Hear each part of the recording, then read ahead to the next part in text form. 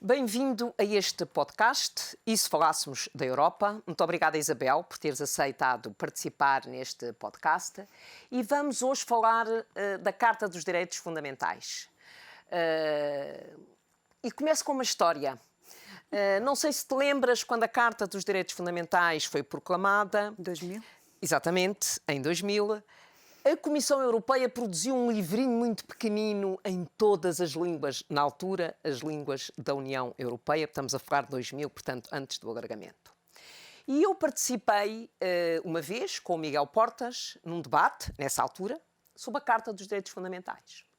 E o Miguel Portas, que era um radical, com quem eu, aliás, gostava imenso de discutir política e fiz muitos debates, dizia assim: estão a ver, os direitos são tão poucos que cabem todos dentro deste livrinho. E eu gostava, Isabel, de ouvir da tua parte o teu comentário sobre os direitos fundamentais, a Carta dos Direitos Fundamentais, e se aquilo que tu achas é que os direitos são poucos. Bem, os direitos podem ser sempre mais e podem ser sempre alargados. Esta é uma obra que não findou em 2000 com a proclamação, não. Vai haver evoluções seguramente ao longo dos anos. Ainda passou muito pouco tempo, a proclamação é muito recente. Se olharmos, por exemplo, para a proclamação da Declaração Universal dos Direitos do Homem, que já tem 72 anos, e celebramos o 72º aniversário no dia 10 de dezembro e o 20º aniversário da Carta dos Direitos Fundamentais da União Europeia, no dia 7 de dezembro, no dia 10, dos Direitos Humanos. Mas a ideia de criar a Carta dos Direitos Fundamentais vem exatamente na comemoração da Carta da Declaração Universal dos Direitos do Homem. Exatamente. É inspirada na Declaração Universal dos Direitos do Homem. E a própria Declaração Universal dos Direitos do Homem já inspirou uma série de proclamações de outras convenções e de outras declarações de direitos. Por isso, estou certa que este caminho feito até agora pela Carta dos Direitos Fundamentais é um caminho ainda muito curto. Há muito a fazer. Há muito a fazer, para já, no conhecimento desses direitos, numa maior consciência dos cidadãos em relação a esses direitos. Um inquérito realizado o ano passado, em 2019, mostrou que só 57% dos cidadãos não conhece e nunca ouviu falar. Só 11% conhecem a declaração e a carta e sabem, ouviram falar e conhecem perfeitamente do que se está a abordar. Ora, o que se está a abordar. Ora, o que é que isto nos diz? Há um longo caminho a fazer. Primeiro, no maior conhecimento e uma maior consciência. E depois, na definição desses direitos e no alargamento até desses direitos. Por exemplo, agora fala-se de uma nova geração de direitos do homem. Fala-se, por exemplo, na questão dos direitos ambientais. E essa é uma questão, neste momento, central. Direito ao ambiente, a um ambiente saudável, a poder viver. Joga-se nisto o direito à vida das pessoas. E joga-se nisto, nesta defesa dos direitos ambientais, também muitos dos direitos humanos, porque hoje assistimos em muitos pontos do mundo a sérias violações dos direitos humanos que estão intimamente ligadas com grandes crimes ambientais que estão a ser cometidos. Sim, claro. Vemos isso na América Latina, vemos isso em diferentes pontos do mundo, no Brasil, uma questão que eu tenho abordado recorrentemente, onde os direitos das pessoas indígenas, os direitos dos defensores ambientais, dos ambientalistas, os direitos dos defensores de direitos humanos estão constantemente a ser violados por questões que têm a ver com a sua atividade de defesa do ambiente. Mas, Isabel, mas tu sabes que... Deixa-me só dizer uma coisa. Claro. Quanto a essa questão de os direitos caberem num livrinho muito pequenino, isso faz-me lembrar aquela frase muito batida de que nos nos frascos mais pequenos estão os melhores perfumes. melhores perfumes. E este é um perfume, o perfume dos direitos é um perfume altamente concentrado, ou seja, na proclamação dos direitos está só o enunciado básico desses direitos. Depois há que lhes dar a consistência que a sua aplicação exige, e isso faz-se noutros instrumentos jurídicos que não têm Sim, sem propriamente dúvida, a ver com a porque Carta. a Carta, quando é proclamada em 2010, mas é depois, em 2000, peço desculpa, mas é depois, em 2007, com o Tratado de Lisboa, que a Carta passa a ter valor jurídico, ou seja, passa a ser parte integrante dos tratados. E, de facto, houve este percurso entre 2000 e 2007, para depois entrar em vigor com o Tratado de Lisboa, em 2009, houve um percurso interno. E é interessante que esta Carta tem um capítulo, o título 4º, que é um título sobre os direitos sociais. E é exatamente na linha daquilo que tu estavas a dizer. Ou seja, não é suficiente que na Carta dos Direitos Fundamentais estejam contemplados os direitos sociais.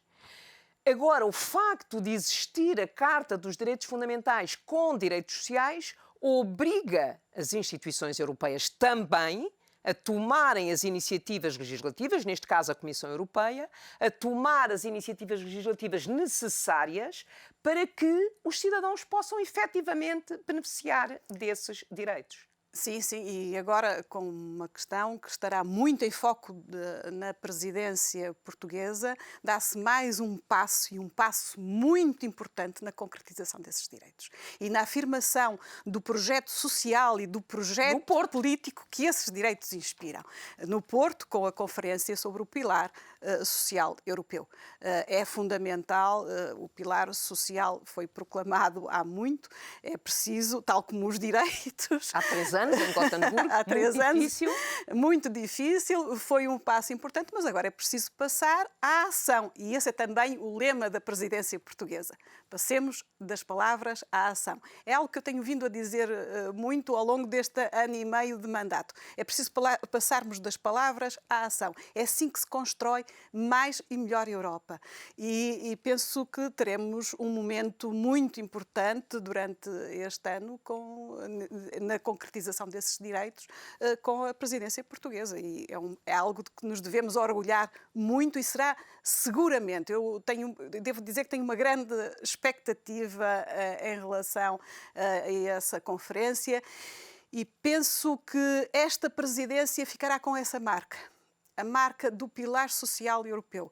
E para mim, que sou do Porto, fico assim um bocadinho mais orgulhosa, porque acho que o nome Porto, a marca Porto, ficará associada ao pilar social europeu. Muito bem, isso é, e a presidência portuguesa e Portugal têm a tradição de deixar marcas com as suas presidências. Sim. Em 2000 deixou a Estratégia de Lisboa, em 2007 deixou o Tratado de Lisboa. Vamos então fazer tudo para que uma das marcas desta presidência seja a consolidação do pilar europeu dos direitos sociais. E, de facto, é muito importante, e todas nós, tu, eu, somos confrontados regularmente pelos nossos colegas que temos os olhos postos, de facto, nesta cimeira do Porto. Mas tu és membro da Comissão, aliás, és a coordenadora dos socialistas na Comissão de Roy, e és membro da Comissão Direitos do Homem, na versão portuguesa, no site do Parlamento Europeu.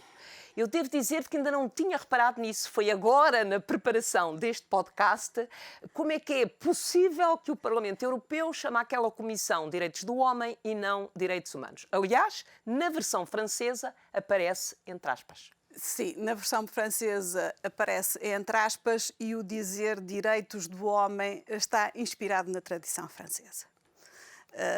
Com a proclamação dos direitos do homem No século XVIII, a evolução foi imensa até hoje e não se justifica, é algo pelo qual eu me bato, não usarmos essa designação de direitos do homem. Eu sempre utilizei a designação de direitos humanos.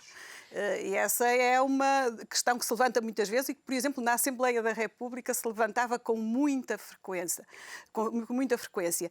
Se virmos em inglês, não se usa essa designação. O problema está resolvido. Em inglês está resolvido. Nós, portugueses, ainda temos uma definição um bocadinho dúbia. Uma hesitação. E a nossa relação, sobretudo uma geração anterior à minha, com a língua francesa, faz com que ainda utilizemos muito a designação de direitos do homem, que é uma designação que tem um contexto histórico, que deve ser lida nesse contexto e não deve ser estigmatizada à luz desse contexto, mas tem que ser, é ultrapassada neste momento. Mas tu és também membro da Comissão de Relações Externas. Sim. E eu aí gostava de colocar outra questão ligada com a Carta dos Direitos Fundamentais. Ou seja, a Carta dos Direitos Fundamentais é a ambição da Declaração Universal dos Direitos do Homem, mas a Carta dos Direitos Fundamentais estipula um conjunto de direitos de vária natureza, está estruturada, entre eles os direitos sociais e outros, evidentemente. E como é que tu vês os direitos, que são os direitos da Carta Europeia dos Direitos Sociais, que é, digamos, obrigatória, parte integrante do tratado? Como é que tu olhas para esses direitos e a forma e a capacidade que os cidadãos têm de beneficiar desses direitos na União Europeia e fora da União Europeia? Fora da União Europeia. Sabemos que somos um núcleo no mundo que tem um leque de direitos que não é de acesso fácil para uma vasta franja da população mundial. Isso torna-nos, de certa forma, privilegiados. Mas esse privilégio implica uma responsabilidade. E uma responsabilidade que também está nos tratados, que é uma responsabilidade de solidariedade.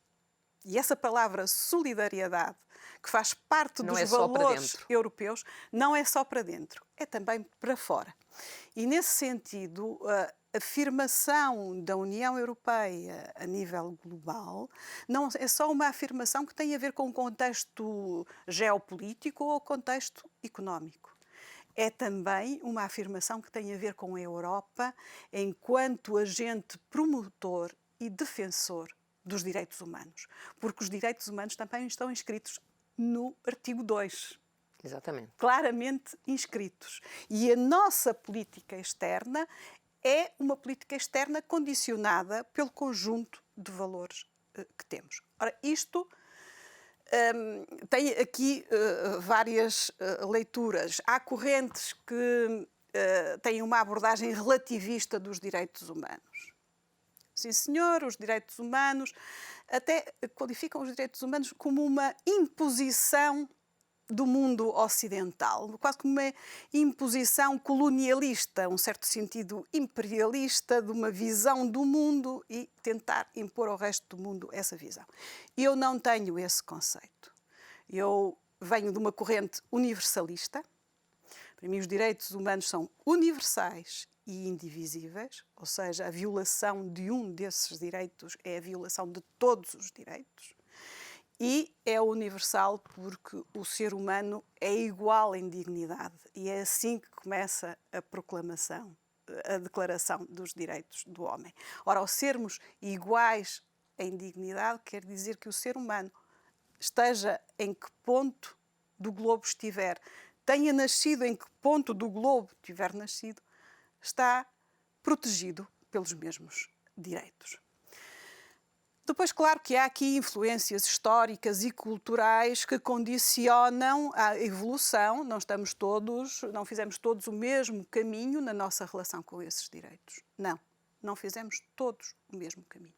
Agora, temos a obrigação de promover essa evolução, de promover esse caminho, de ser solidários com aqueles que ainda não dispõem dos mesmos direitos e da mesma proteção que nós dispomos neste momento. E essa é uma obrigação de todos, essa tem sido a minha luta e é aquilo que de facto dá sentido à minha vida política.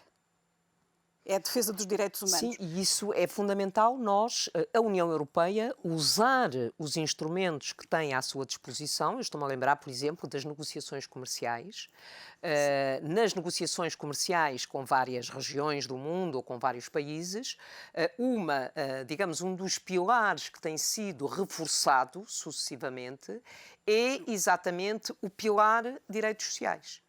Porque, e há claramente dois aspectos, que há os direitos sociais, os direitos estipulados na Carta dos Direitos Fundamentais de que os europeus beneficiam, e há a dimensão que acabaste de referir, mas há também, digamos, a desigualdade.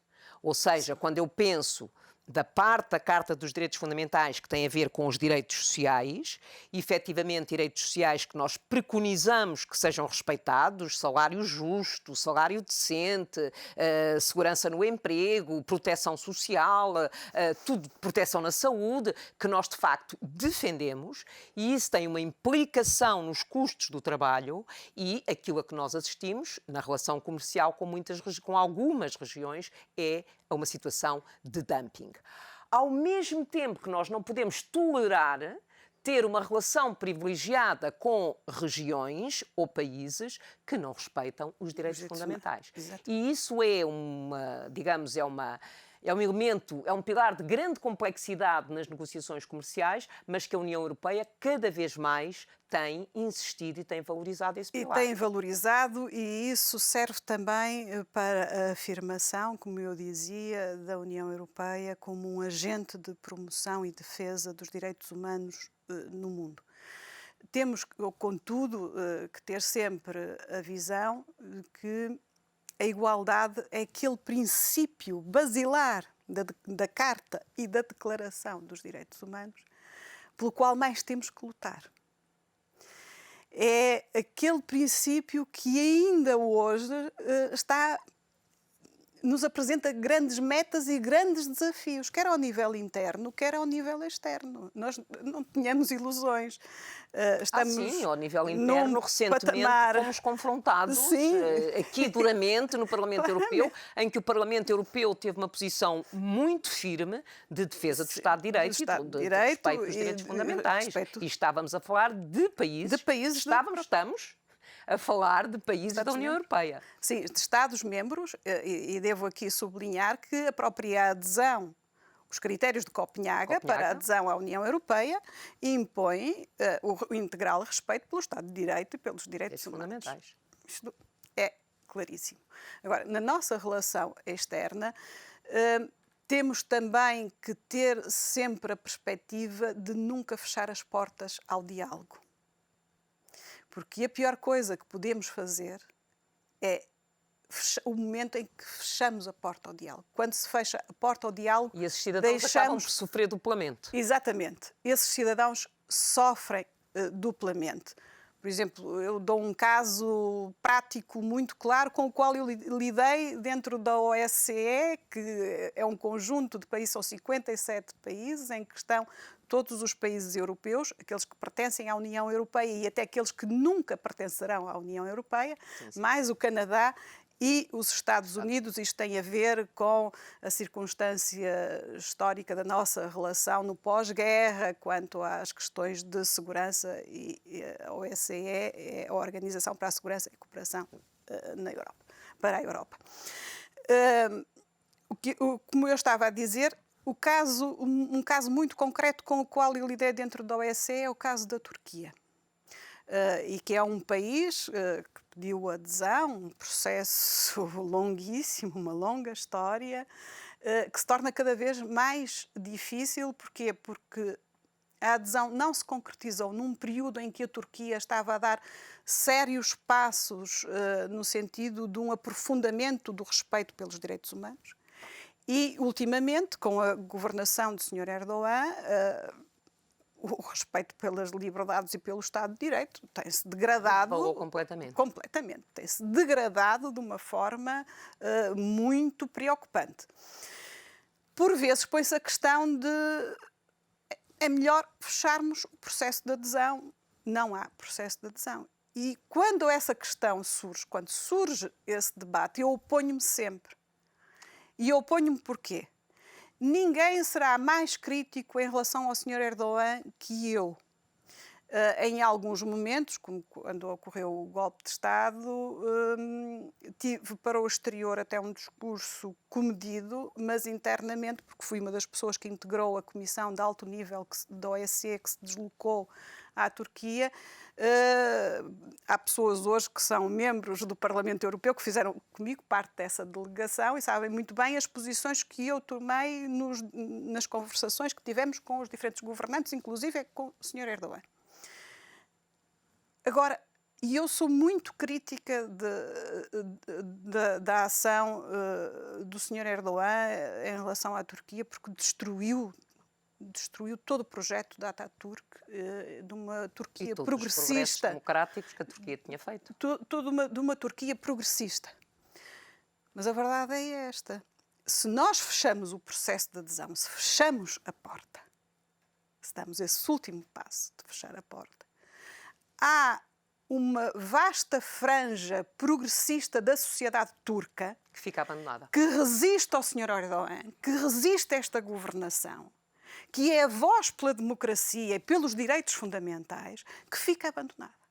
E nós não podemos fazer isto. Eu tive sempre a noção, eu defendi sempre essa posição, mesmo quando tive responsabilidades no governo português, nos assuntos europeus, defendi sempre essa posição, porque eu acho que essa posição é uma posição fundamental. E tenho, porque há sempre, e nós discutimos, lembro perfeitamente, os debates que tivemos a seguir ao golpe, designadamente no Conselho, tínhamos sempre essa conflitualidade. Termos a noção de que não podíamos continuar a negociar, mas ao mesmo tempo não querermos abandonar as pessoas. E eu cada vez mais estou convencida que houve outros fatores, não quero ser cínica ou ingênua, houve seguramente outros fatores, mas eu acho que um fator importante no prolongamento da negociação com a Turquia, até às decisões do Parlamento Europeu, teve muito a ver com não abandonar as pessoas que são contra Sim. o regime. E qualquer Sim. que seja, qualquer que tenha sido, e que foi a decisão do Parlamento Europeu na altura, de congelar as negociações com a Turquia, e efetivamente tinha que ter uma compensação de continuar a apoiar as pessoas que se batiam contra essa ditadura e quanto à forma que Erdogan seguiu e que, de facto, destruiu tudo o que era o sistema democrático. Nós não podemos ser cúmplices com o regime, não podemos estar a alimentar o regime ou a apoiar o regime, mas não devemos deixar de apoiar a sociedade civil e é preciso distinguir aqui isto. Estes dois níveis, como por exemplo agora quando se põe o novo regime de sanções, o regime global de sanções por violações de direitos humanos, este regime veio fazer algo que é muito importante. Quando se discutia a questão da aplicação de sanções, estávamos sempre fatalmente a cair naquela margem onde prejudicávamos toda a população. Prejudicávamos todos, prejudicávamos os países. E lá está uns que são sempre prejudicados duplamente. E quem paga, como se diz, é o povo. Bem, então, para que isto não aconteça, este regime vem trazer uma ferramenta importantíssima em que aqueles que são visados são estrategicamente aqueles que cometem violações de direitos humanos ou são não as cometendo, são responsáveis, são os ideólogos dessas violações. Isto é muito importante. Isso é muito importante. Portanto, não abandonar aquelas franjas de população que já são oprimidas, que já estão a sofrer sérias violações de direitos humanos e focar exatamente, não deixar de fazer o combate àqueles que são instigadores dessas violações. Sabes que foi essa exatamente a preocupação que nós tivemos quando criámos o mecanismo Estado de Direito. A preocupação que nós tivemos foi sempre proteger os beneficiários finais. Sim, sim. Ou seja, quando o Orbán, o outro líder europeu, não respeitam o Estado de Direito e os direitos fundamentais e não há uma gestão transparente do apoio comunitário e do uso dos fundos comunitários, nós não podemos prejudicar os beneficiários finais. Porque, de facto, é o que tu dizes. De outra forma, as pessoas estão a ser duplamente prejudicadas. Mas voltando à Carta dos Direitos Fundamentais, que é um instrumento essencial, digamos, para nós que defendemos os direitos fundamentais e que não olhamos para os direitos fundamentais apenas de uma forma teórica, da defesa dos direitos. Tu começaste por dizer logo no princípio que não basta termos ali uma descrição dos direitos, temos que ter os instrumentos legais que permitam aos cidadãos beneficiar desses direitos. Eu faço-te uma pergunta: o que é que tu achas? O que é que tu achas que está a faltar neste momento? Já percebemos que a parte dos direitos sociais será tratada na Cimeira do Porto. O que é que tu achas que está a faltar de iniciativa legislativa que possa reforçar o peso da Carta dos Direitos Fundamentais na União Europeia? Quer dizer, não falta uma iniciativa legislativa, faltam muitas iniciativas legislativas e é curioso verificar que, apesar de tudo, apesar destes tempos sombrios que vivemos, apesar de em alguns países vermos regimes autoritários que avançam e põem em causa o Estado de Direito e até os próprios direitos fundamentais inscritos na Carta, a verdade é que as políticas europeias vão dando passos acrescidos para o cumprimento dessa Carta. Quando falamos agora no Green New Deal, estamos a dar passos para... E falemos isto ao nível de programas ou até mesmo ao nível de diretivas, de legislação que vamos desenvolvendo. Os passos vão sendo dados. Agora, nunca esperemos, eu não tenho... já fui mais jovem e já fui muito mais radical e aprendi com a experiência. Aprendi, sobretudo, muito nos 8 anos de OSCE, lidando com países muito diferentes, com realidades culturais e políticas de uma diferença extrema. E hoje sou menos radical. Não queiramos dar todos os passos ao mesmo tempo. Demos um passo de cada vez. Mas eu, neste momento, elegeria uma outra concretização que não aquela para a qual caminhamos do Pacto para as Migrações e Asilo. Eu já sabia que ia chegar aí, agora quando... É algo, sabes que está no coração da minha atividade política, sabes que é algo que mexe muito comigo e no qual eu estou em que eu estou muito envolvida. Aliás, não pode deixar de mexer connosco. Quando nós olhamos para a dificuldade de modificar o Acordo de Dublin, que cuja aplicação tem bloqueado a resolução do problema dos imigrantes e dos refugiados que chegam à Europa, é muito difícil. Tu estavas a falar do Pacto sobre as Migrações, que agora apareceu e que a Comissão Europeia propôs. Evidentemente, eu agarro às tuas palavras anteriores, que tudo isto se faz por passos. É evidente que a construção europeia se faz desde a sua construção, já um dos fundadores isso dizia, de que a União Europeia se faz por passos, por pequenos passos, mas, de facto, nós tínhamos um pouco a ambição de que, ou melhor, tínhamos um pouco a expectativa de que o pacto fosse mais ambicioso do que de facto é. Ficou muito, muito, muito aquém. Não vai resolver a dimensão da crise, se vier a ocorrer crise, que não existe, sejamos claros, na minha interpretação não existe crise. A única crise que existe é uma crise de vontade e capacidade política para dar resposta àquilo que são as nossas responsabilidades sim, sem dúvida. na gestão da imigração e asilo. O que falta é isso, não há propriamente uma crise. Se nós falarmos Aliás, em crise... Guterres costuma dar o exemplo da percentagem dos que chegam à Europa comparando com a situação em países como a Jordânia e outros o assim. Líbano e por aí fora. Do Líbano. Eu que sou presidente do Maastricht falo logo da Jordânia e do Líbano. Não tem comparação. Quando nos chega 1,5 milhão à Europa e começamos a falar numa crise, se olharmos para 1 milhão que está, aliás, 2 milhões, porque esse milhão vindo da Síria, também temos que juntar o outro milhão vindo de outros países, nomeadamente da Palestina, que se encontram neste momento no Líbano, que está mergulhado numa profunda crise económica, política e social. Uma crise profundíssima. Como é que nós podemos dizer que atravessamos uma crise? E nós somos 500 milhões. Agora um bocadinho menos. Somos 500 milhões. Como é que nós podemos, em 2015, começar a falar em crise? Exatamente. Não existe crise. Se um dia vier, imaginemos que, até porque a situação ao nível global não é de calmia, pelo contrário, os conflitos vão surgindo, as perseguições. A imigração ambiental? A imigração ambiental, sobretudo em África. Todos estes problemas vão criando movimentos forçados de pessoas, a deslocação forçada de pessoas.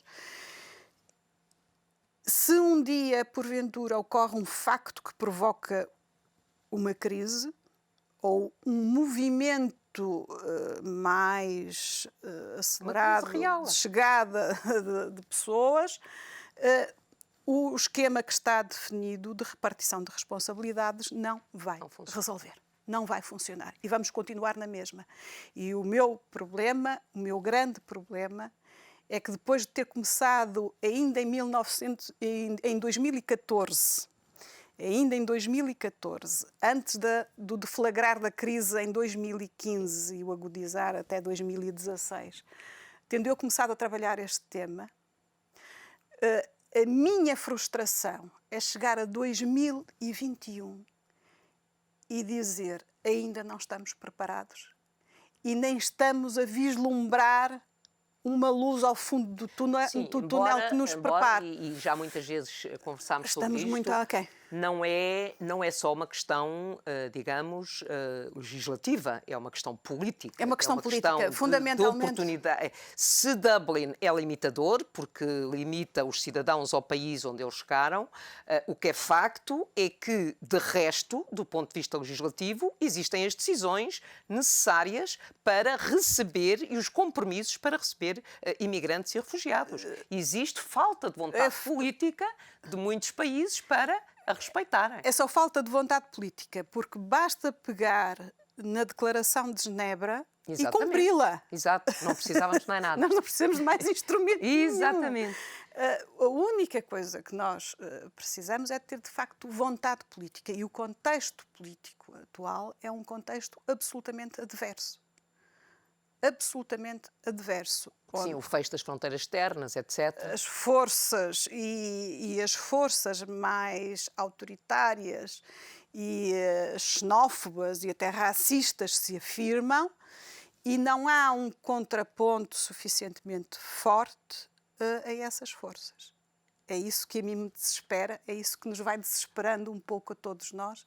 E eu devo dizer-te, numa nota muito pessoal, que ainda há 2 dias estava a ver fotografias antigas e encontrei uma fotografia minha com o Pietro Bartolo, o célebre médico de Lampedusa, que agora é nosso colega aqui no Parlamento, e olhei, da nossa família política. Da nossa família política, e olhei para nós e vi no nosso rosto, na altura, numa situação muito difícil, em Lampedusa, muito difícil, e no nosso rosto agora o cansaço de estarmos constantemente a embater nesta dificuldade.